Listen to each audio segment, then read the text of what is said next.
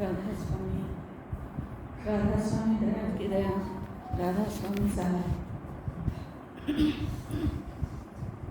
घर में है सूझत नहीं लानत ऐसी जिंद नानक इस संसार को हुआ मोतिया बिंद। बुद्धान చెప్తున్నారు, మన ఘటంలోనే ఉన్న ఆ ప్రకాశపుంజాన్ని మాలికే సర్వాధార సర్వేశ్వరుని దర్శించుకోలేని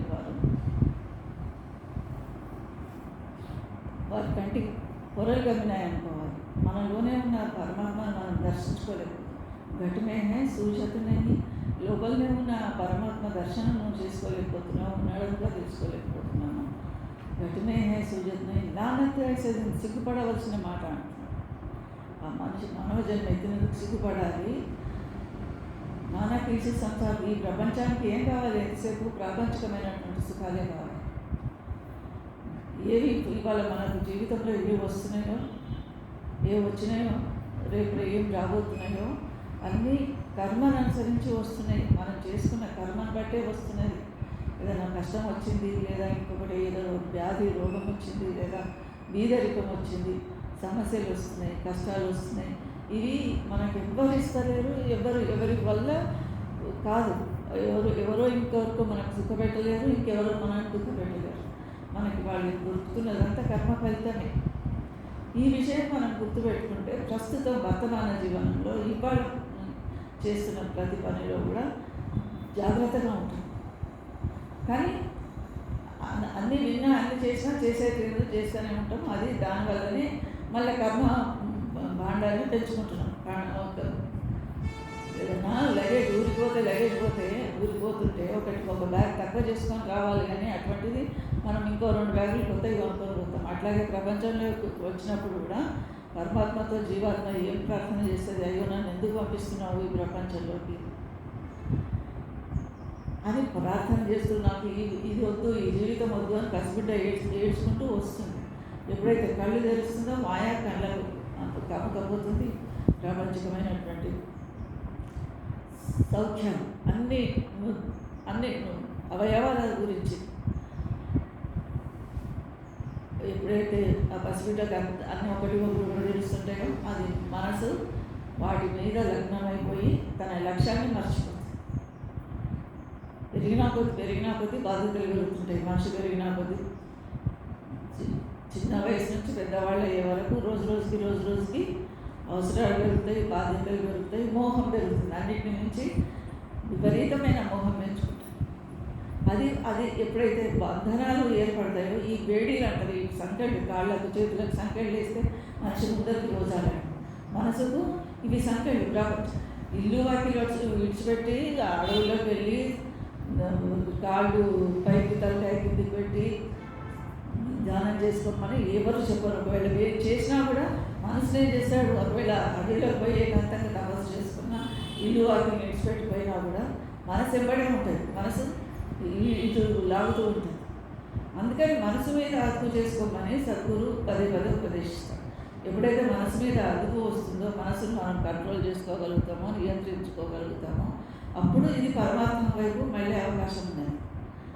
ఎంతవరకు మనసు మీద అధికారం మనకు అదుపు రాదో పరమాత్మ దొరికేది కాదు.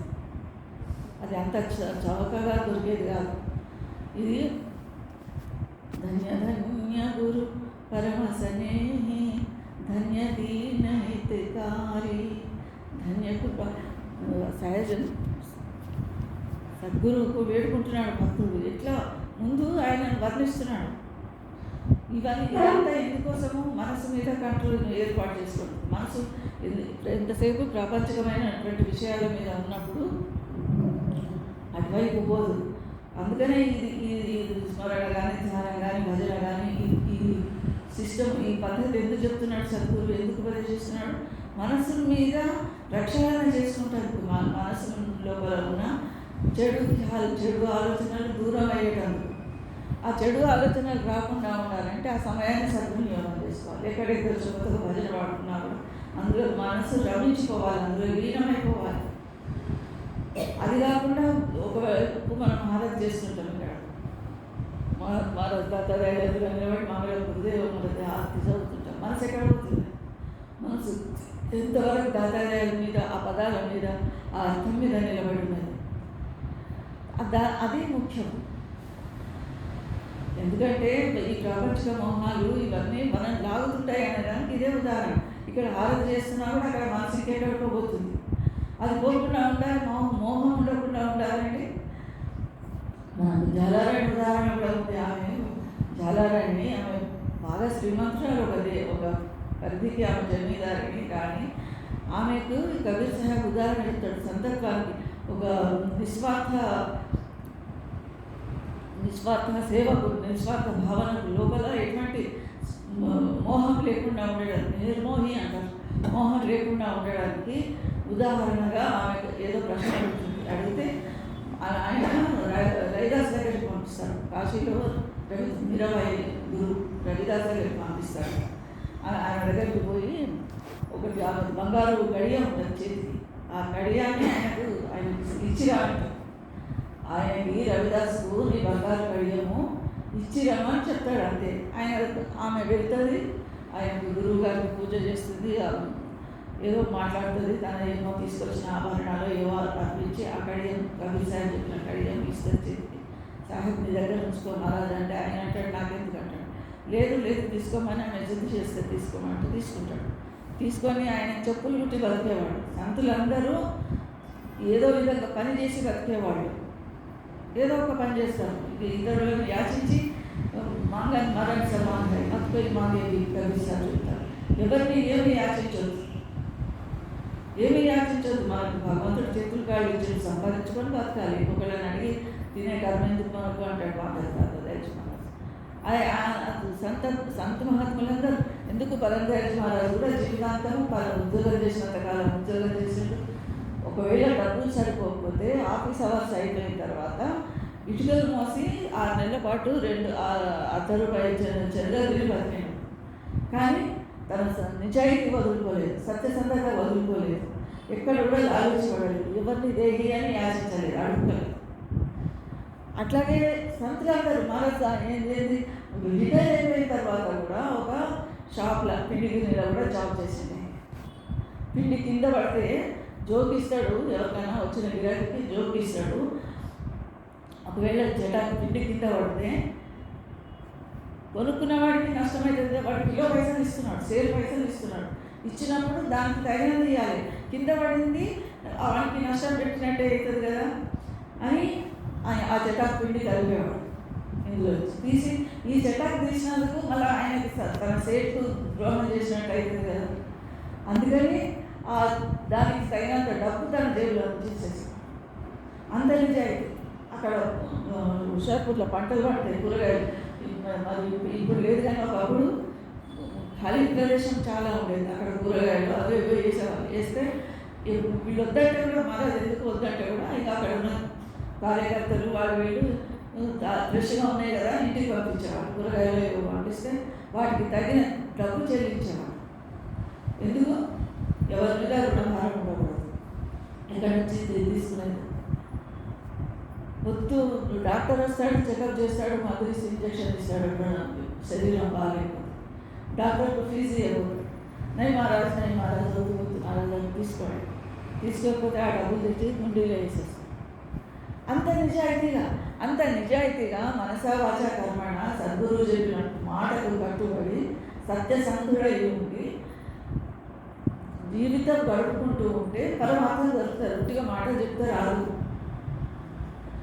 మనం ఆయన బంధవు గురుపదకంటే కృపాసింధునర రూపదని మహామోహతము జాసు వచనుల వికర్మికర అంటాడు రామచరిత మానసు తులసిదాస్. బంధవు గురుపదకంటే గురుపద పాదపద్మాలకు ఎందుకు నమస్కరిస్తున్నాడట? బంధవు గురుపదకంటే కృపాసింధునర రూపహరి. నర రూపంలో ఆ హరి వచ్చింది, మానవ రూపంలో హరి వచ్చింది, భగవంతుడు వచ్చింది, నర రూపహరి. మహామోహ కామపుంజు జాసు వచన వికర్మికర. మహామోహం, ఈ మహామోహం అనేది మనసు నిండా నిండి ఉన్నది. మోహము, అజ్ఞానము. ఈ అజ్ఞానము మోహము పుస్తకాలు చదవడం వలన లేదా తీర్థయాత్రలు చేయడం వలన గుళ్ళలో ఇంకేవో ధర్మాలు చేయడం వలన యజ్ఞాలు చేయడం వలన ఈ అజ్ఞానం తొలగిపోదు కాదు. ఈ అజ్ఞానం పోవాలంటే కేవలము గురువే కావాలి. గురువు దొరుకుతాడు, గురువు సన్నిధి పోతాం. కానీ ఆయన చెప్పిన మాటలు మనం ఆచరణలో పెట్టకపోతే ఇది కూడా వెళ్తుంది. గురువు దర్శనం అయితే కొంచెం మన మనసు కొంచెం ప్రక్షాళనం అవుతుండొచ్చు. కానీ కంప్లీట్గా సరైనది ఎట్లయితే మహారాజు ఎట్లయితే జీవితం గడుపుతున్నాడో ఆ విధమైనటువంటి జీవితాన్ని పూర్తి సత్యసంధలో మనం గడిపితే అప్పుడు కానీ గురువు దొరుకుతుంది. పాలలో పాలు కలుస్తాయి, నీళ్ళు కలుస్తాయి, కానీ నూనె ఇంకోటి వేరే నెయ్యి కలదు.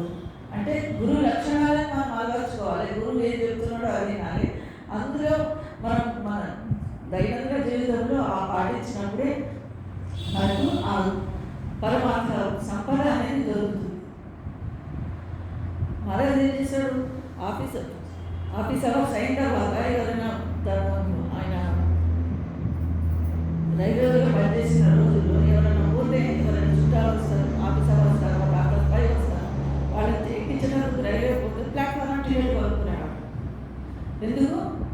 మనమైతే ఏం చేస్తామో నేను రోజంతా ఇక్కడనే పనిచేస్తే సంవత్సరాల తరబడి నా జాబ్ ఇక్కడనే, నేనైతే ప్లాట్ఫామ్ కొనుక్కున్నాను. ఎప్పుడో ఒకసారి వచ్చినోళ్ళు కానీ అనుకుంటాం మళ్ళీ అట్లా కాదు. అంత నిష్ఠగా ఉన్నాడు కాబట్టి ఆ సంపద దొరికింది. నిష్ఠ అనేది ఇక్కడ ముఖ్యం, సరెండర్ అనేది ముఖ్యం, శరణాగతం అనేది ముఖ్యం. సంపూర్ణంగా అది కూడా మాటలతో చెప్పడం కాదు, మనసుతో రావాలి. మనసుతో సంపూర్ణంగా శరణాగతి పోతే మాత్రమే ఆ ప్రయోజనం దొరుకుతుంది.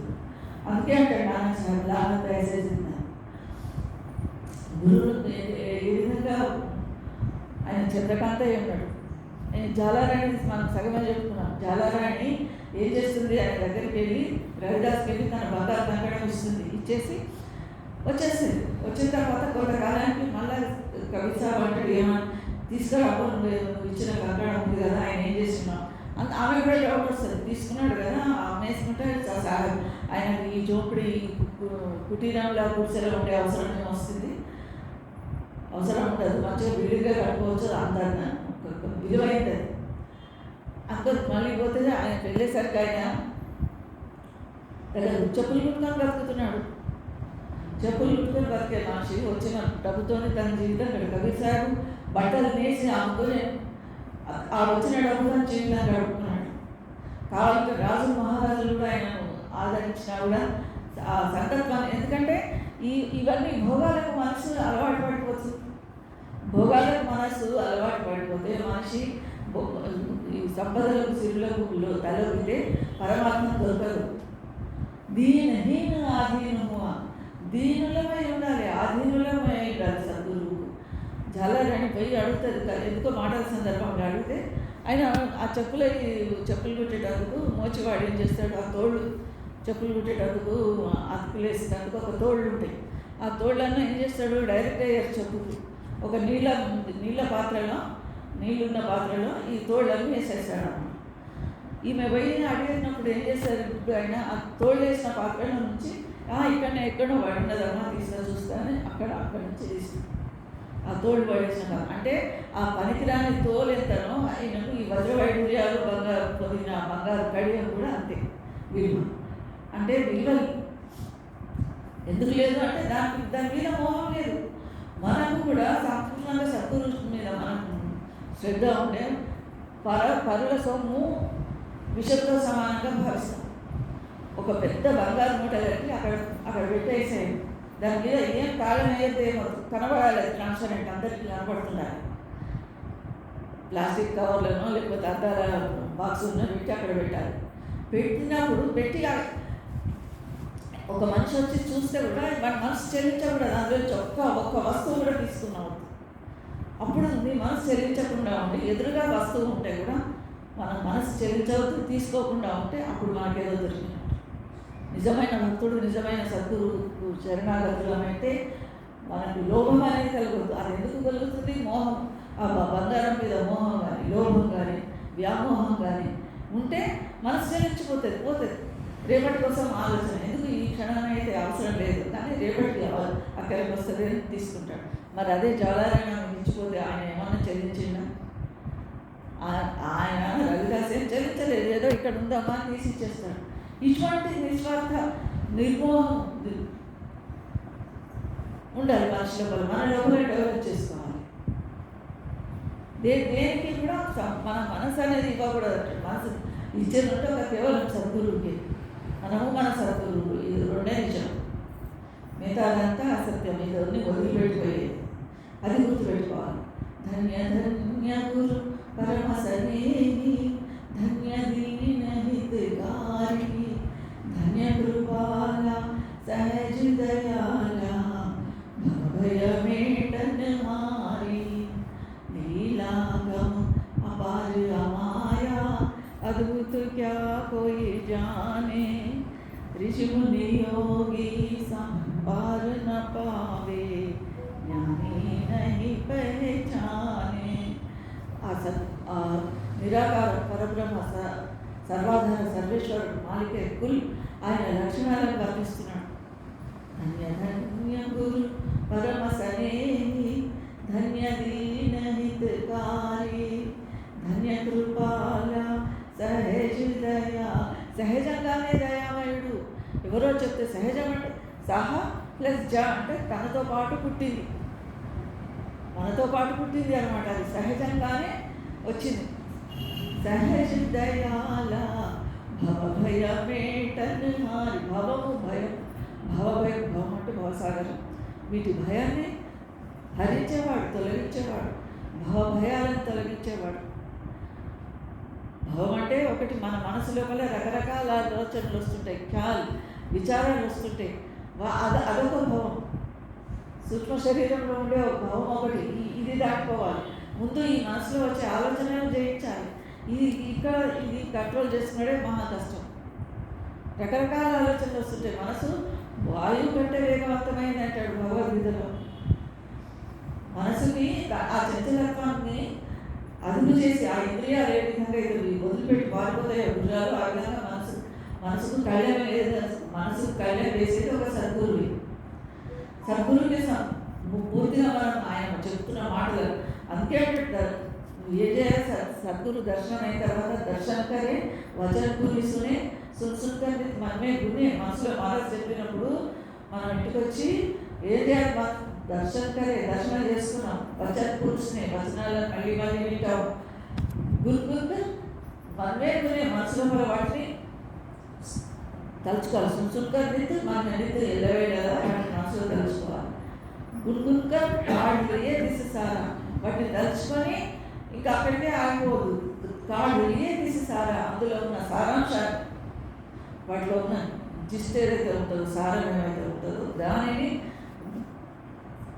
కాడులే దిశసారా, కాడు తీసుకరే ఆహారం, దానిని మన ఆహారంగా మార్చుకోవాలి. కాడు తీసుకరే ఆహారం కలహార్ పుష్టిభాయి. ఆ ఆహారం స్వీకరిస్తే, ఆహారం దేనికోసం తీసుకుంటాము? శరీరం కోసం ఆహారం తీసుకుంటాం. మరి పరమాత్మ ఆత్మ కోసం ఏ ఆహారం తీసుకుంటాం? సద్గురు వచనాలు, సాధన, భజన, ధ్యానం, ఇది ఆహారం ఆత్మ. కాడియే తీసి కాడు సారు తీసి కరే ఆహారం, దాన్ని ఆహారంగా మార్చుకోవాలి. ఏది? గురువచనాల ద్వారా విన్న సారం ఏదైతే ఉన్నదో, సారాంశం ఏదైతే ఉన్నదో, గురువచనాలను విని విని విని విని మనం వాటిని సంగ్రహించుకొని చేసుకున్నది ఏదో అది ఆహారంగా చేసుకోవాలి. ఆహారం, శరీరానికి ఆహారం అన్నం ఎట్లా అవసరమో ఈ ఆత్మకు మనసుకు గురువచనాలు ఆహారం కావాలి. గురువు నోటితో వస్తున్న సత్సంగ ప్రవచనాలు ఆహారం కావాలి. కాడు ఇలియ తీసిసారా కర్ ఆహార పుష్టి అబ్బాయి. ఆహారం తిన్న తర్వాత ఏమవుతుంది? మన శరీరం పుష్టి బలిష్టంగా బలం వస్తుంది, శరీరానికి శక్తి వస్తుంది, శక్తిమంతంగా తయారవుతుంది. అట్లాగే ఆత్మశక్తిమంతంగా తయారు కావాలి. ఎప్పుడు సద్గురు వచనాలు మన మనసు మీద, ఎప్పుడు మన మనసుకు మీద ప్రభావం చూపిస్తాయి? మనం శ్రద్ధగా విన్నప్పుడు అవి మనసుకు హత్తుకుంటే వాటిని మళ్ళీ మళ్ళీ తలుచుకుంటాం. లేకపోతే తలుచుకోం, గాలికి ఎగిరిపోతాయి మాటలు. గేట్ కూడా దాటము, మాటలు ఎక్కడో, గురువు ఎక్కడో, మనం ఎక్కడో. కాడు ఏ తీసేసారా కానీ ఆహారం పుష్టిగా అబ్బాయి. దాన్ని ఆహారంగా, ఆత్మకు ఆహారంగా స్వీకరించి శక్తివంతమైన తర్వాత పుష్టి భవభాయి జగ్గు భవ భయ సబ్. ఆ జగ్గు భవభయం అనే ఆ పదం కోసం ఈ 4 పంక్తుల ఈ దోహ చెప్పవలసి వచ్చింది. జగ్గు భవ భయ భవ భయం, జగ్గు భవ భయ, జగ్గు ప్రపంచంలో ఉన్న భవయాలు, భవసాగరంలో ఉన్న ఆలోచనలు, విచారాలు, జగ్గు భవ భయ సబ్ అన్నీ గయన సాయి అని నశించిపోయినాయంట. ఎప్పుడు మొదటి నుంచి మళ్ళీ ఫస్ట్ లైన్ నుంచి రావాలి. దర్శనం చేసుకోవాలి, వాటిని చెప్పిన వచనాలను ఆకలింపు చేసుకోవాలి, అర్థం చేసుకోవాలి. ఇంటికి వచ్చి వాటిని పదే మహారాజు ఏం చెప్పిండు. నా దగ్గర టేప్ రికార్డులు ఈ రోజుల్లో పరదేశ్ మహారాజు సంచలనం జరిగేది హన్మకొండలో. జరిగినప్పుడు అది విని ఇంటికి వచ్చి పేజీలో రాసుకునేదాన్ని. తెలుగు వైట్ పేపర్లో ఎదురుగా పెట్టుకొని రాసుకునేది. ఆ పేజీలు మొన్నటి వరకు కూడా ఉన్నాయి, ఇప్పుడు కూడా ఉన్నాయి, పాత కాగితాల్లో దొరుకుతాయి. అది మళ్ళీ తలుచుకుంటే ఏమవుతుంది, వాటిని గట్టిగా అయిపోతుంది. ఇంకా ఒక 4 సార్లు చదివిన దానికంటే ఒకసారి రాస్తే ఇంకా విషయం గట్టిగా మనకు మైండ్లో నిలిచిపోతుంది. అది రాసుకోవాలి. అట్లా చేసినప్పుడు ఇంకా మనం మర్చిపోవాలి. ఎప్పటికీ గుర్తుండిపోతుంది. ఎప్పుడు గుర్తుండిపోతే నువ్వు శ్రద్ధగా విన్నప్పుడు అది మనం అప్లై చేసుకోవాలి రోజువారీ జీవితంలో. వాటిని మహారాజు ఏం చెప్తున్నాడు, సత్యసంధులమై అన్నాడు. ఆచరణాత్మక జీవనం ఎప్పటికీ శుభ సంకల్పమే చేయమన్నాడు. శుభ సంకల్పం చేస్తామా మనసులోకి ఎటువంటి ఆలోచనలు వస్తుంటాయి. ఇప్పుడైతే టీవీ చూస్తే ఉన్నాయి, ఆ లీడర్లు వాడు వీడు అందరూ మినిస్టర్లు అపోజిట్ పార్టీ వాళ్ళు కొట్లాడుకుంటారు, అవే తిట్టుకుంటుంటారు. అవి మన మనసు మీద ఎంత ప్రభావం చూపిస్తాయి. వ్యతిరేకం ఇప్పుడు ఇదంతా వదిలేసాయి. క్రికెట్ మ్యాచ్ చూస్తుంటే మన దేశం వాడు ఆడుతుంటే పక్క దేశం వాడు, మన దేశం వాడు గెలవాలని మనకు ఒక సంకల్పాలు లోపల నుంచి వస్తుంటాయి. అరే మనవాడు గెలవాలి అంటే నువ్వు మనసులో కూడా ఇంకొక పార్టీని ద్వేషించినట్టు. ఇంకొకటి అందరి లోపల పరమాత్మ సమానంగా ఉంటే ఒకళ్ళ మీద అసహ్య భావన, ద్వేష భావన ఇవి ఉంటే కూడా సద్గురు లక్షణాలు ఏంటి, ఈర్ష్య, ద్వేషం ఇవన్నీ ఏవి ఉండకుండా ఉండే ప్రక్షాళన చేసుకోమంటాడు మనసు. ఆ మనసు ప్రక్షాళన, శుభ్రమైన మనసు, పరిశుభ్రమైన మనసు లోపలనే పరమాత్మ వచ్చి కూర్చుంటాడు. అట్లాగే ఇట్లా హృదయంలో మన మస్తిష్కంలో పరమాత్మ రావాలన్నా, దర్శనం కలగాలన్నా, కృప కలగాలన్నా ఏదైనా దయ వల్లనే జరుగుతుంది. మనకు దొరికింది ఏదైనా ఇవాళ దొరికింది, ఇవాళ ఉన్నదంటే కర్మభోగి అవ్వచ్చు. మనం కర్మ ఫలితమాన్ని అనుభవిస్తున్నాం, లేకపోతే దైవించ వలన ఇది దొరికిందో అదే అనుభవిస్తున్నాం. మన ప్రతాపంతో, మన గొప్పదనంతో ఇవాళ మనం ఈ స్థితిలో లేవు. ఇవాళ 4 మెతుకులు నోట్లోకి పోతున్నాయి అంటే మన ప్రతాపం కాదు. రోడ్డు మీద చూడండి ఎంతమందికి ఇది ఎంత తెలియలేక ఎట్లా నడుస్తున్నారు. ఇవాళ మన మహారాజు ఇంత మంచి స్థితిలో ఉంచండి. మోహన్ రావు అని చింతలపల్లి సత్సంగి ఉండేవాడు. ఆయన చెప్తాడు, మేమంతా ఒకప్పుడు మేము గుడిసెలలో ఉంటుంటే మా అమ్మ పూర్వపాకాలు ఉంటుండే. ఆయన చనిపోయాడు, ఇప్పుడు ప్రస్తుతం లేడు. కానీ పరందాలు ఏ చంచల్ బస్తీ వాళ్ళు అని వాళ్ళకి ఆశీర్వాదాలు, ఫుల్ ఆశీర్వాదాలు ఇస్తున్నాయి చింతల బస్తీ వాళ్ళు. ప్రస్తుతం ఏమైంది, అందరు మంచిగా బిల్డింగ్లు కట్టుకున్నారు, మోటార్లు కట్టుకున్నారు, మంచి స్థితిలో ఉన్నారు. కారణం ఏంటి, భక్తి చూపించి గురువు సేవ చేసుకున్నారు. కాబట్టి గురువు కోసం తమ టైం కేటాయించారు, తమ శక్తి యథాశక్తి. మనకు మొత్తం ఎంతుంటే అంత కొన్ని లక్షల డబ్బు, కోట్ల డబ్బు ఇవన్నీ గురువు అడుగుతలేడు. కృష్ణుడిని తూచేటందుకు, జోలికందుకు ఆమె ఏం చేసింది, రుక్మిణి ఒక తులసి దళం పెడితే కృష్ణుడు తూలిండా లేదా? సత్యభామ అన్ని రాసు నిండా బంగారు నగలు పెడుతుంది. శమతకం ఇచ్చిన వారాలన్నా 7 వారాల నగలు అన్నీ పెడుతుంది. కానీ కృష్ణుడు సమానం లేదు. ఒక తులసి దళానికి వెలుగుతుంది. అంటే ఇక్కడ భక్తిని ముఖ్యం. భక్తి, శ్రద్ధ, విశ్వాసము వీటి ద్వారా పరమాత్మను మనం కొనుక్కోవచ్చు. మనం మహారాజ్ దగ్గరికి పోయి అన్నీ సొంత కోరికలు కోరుకునేటంటే పోతాం. ऐसी दीवानी दुनिया भक्ति भाव नहीं बुझे जी, भक्ति भाव नहीं बुझे जी, भक्ति भाव नहीं बुझे जी। कोई आवे बेटा मांगे हम पर कृपा कीजिए जी, कोई आवे दुख का मारा हम पर कृपा कीजिए। दौलत मांगे भेट रुपया చేసి కవి సాహెబ్ ఎంత బాధపడతాడు. ఒకరు వచ్చి తనను అన్ని స్వార్థం కోసమే ఒకరు వస్తారు బిటియా బ్యాహ ఖరీదేసి బిటియా బ్యాహ ఆ కూతురు ఉన్నది దాన్ని పెళ్లి చేయమని ఒకరు వస్తాడు. పేదరికం ఉన్నదని ఇంకొకరు వస్తాడు. ఇంకొకటి అన్నీ మరో దగ్గరికి వచ్చినప్పుడు అన్నీ సొంతయే. ఇంకా ఇల్లు లేదు, ధనం లేదు, పిల్లలు లేరు, వాళ్ళు పెళ్లి లేదు.